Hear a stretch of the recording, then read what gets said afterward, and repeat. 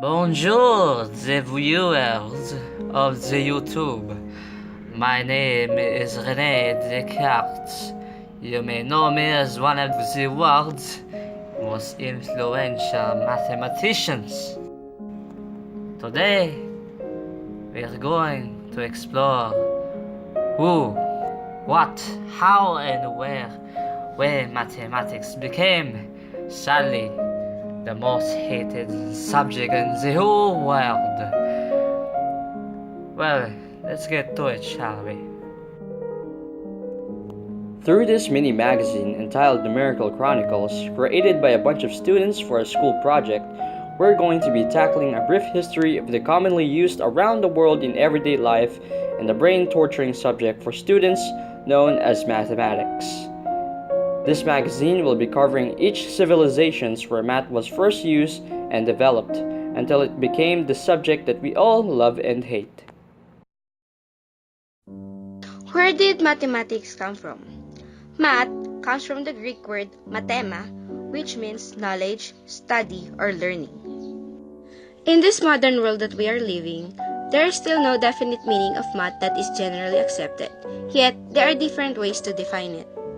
When you browse to Google, you see that the meaning of mathematics is the abstract science of numbers, quantities, and space, while in Webster, it was defined as the science of numbers and their operations, interrelations, combinations, generalizations, and abstraction, and of space, configurations and their structure, measurement, transformation, and generalization.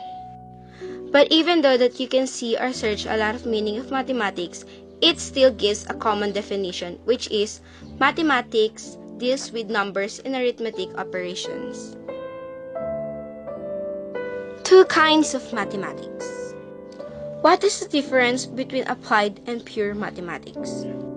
Applied mathematics give us the tool we need to shape the world around us, while pure mathematics is based on learning techniques of how to write proofs directly. Sumer. Sumer, a region of Mesopotamia, modern-day Iraq, was the birthplace of writing and is often referred to as the cradle of civilization. The Sumerians developed the earliest known writing system, a pictographic writing system known as cuneiform script, using wedge-shaped characters inscribed on baked clay tablets, and this has meant that we actually have more knowledge of ancient Sumerian and Babylonian mathematics. Indeed, we even have what appear to school exercises in arithmetic and geometric problems. Babylonia. The Babylonians also developed another revolutionary mathematical concept, something else that the Egyptians, Greeks, and Romans did not have a circle character for zero, although it symbolizes was really still more of a placeholder than a number in its own right. Evidence of the development of a complex system of metrology in Sumer from about 3000 BCE, and multiplication reciprocal division tables, table of squares, square roots and cube roots, geometrical exercises and division problems from around 2600 BCE onwards.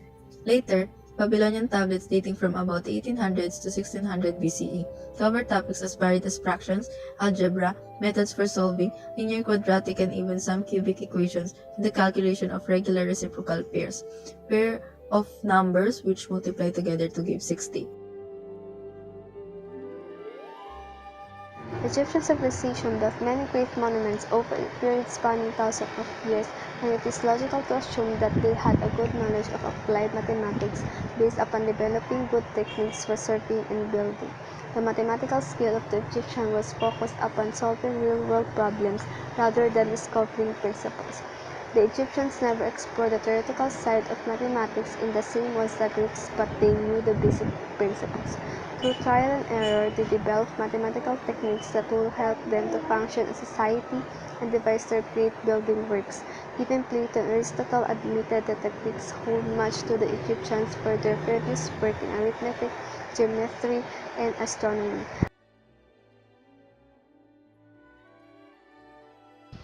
The mathematicians of ancient Greece made a hugely significant contribution to world stuff and all practical subjects which depend on that intellectual basis from geometry to engineering, astronomy to design.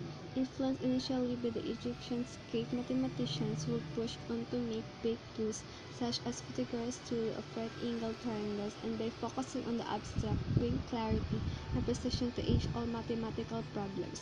Their solutions provided the fundamental mathematical building blocks that all future mathematicians and scientists would build upon right up to the present day.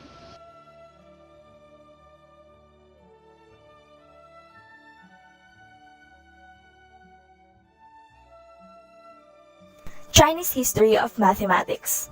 Even as mathematical developments in the ancient Greek world were beginning to falter during the final centuries BCE, the burgeoning trade empire of China was leading Chinese mathematics to ever greater heights. The simple but efficient ancient Chinese numbering system, which dates back to at least the second millennium BCE, used small bamboo rods arranged to represent the numbers 1 to 9, which were then placed in columns representing units tens, hundreds, thousands, and more.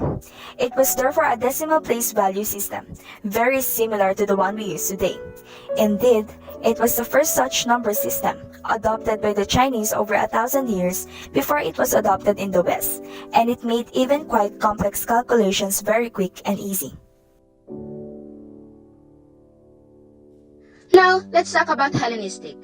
By the 3rd century BCE, in the wake of the conquest of Alexander the Great, mathematical breakthroughs were also beginning to be made on the edges of the great Hellenistic Empire. In particular, Alexandria in Egypt became a great center of learning under the beneficent rule of Ptolemies, and its famous libraries soon gained a reputation to the rival of the Athenian Academy. Among the best-known and most influential mathematicians who studied and taught at Alexandria were Euclid, Archimedes, Eratosthenes, Heron, Menelaus, and Diophantus. During the late 4th and early 3rd century BCE, Euclid was the great chronicler of the mathematics of the time, and one of the most influential teachers in the history. He virtually invented classical geometry as we know it.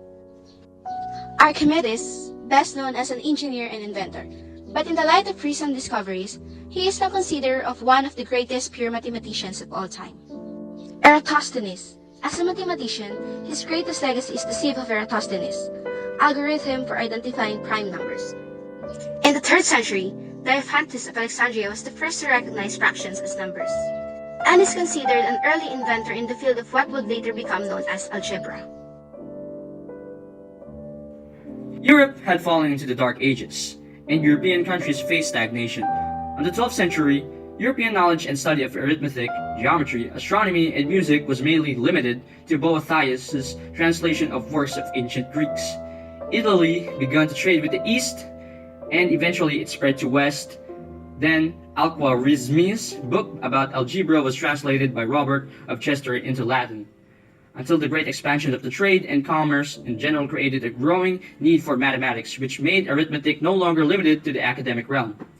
Europe's first mathematician was Leonardo Pisa, or known as Fibonacci, and he is famous for his work Fibonacci sequence of numbers. That golden ratio thing, the spiral thing that you always see in art school, yeah, that's the one. While Fibonacci was a mathematics star back in medieval Europe, we head down to the southern areas of Asia, specifically India. Indian mathematics emerged in the Indian subcontinent from 1200 BC until the end of the 18th century.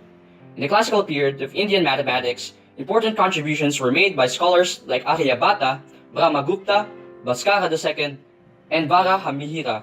I hope I pronounced their names right. India has important contributions to mathematics, such as the introduction of decimal number system, invention of zero as a number, negative numbers, arithmetic, algebra, and trigonometry. Now you know where the number zero came from, huh? Thanks, India.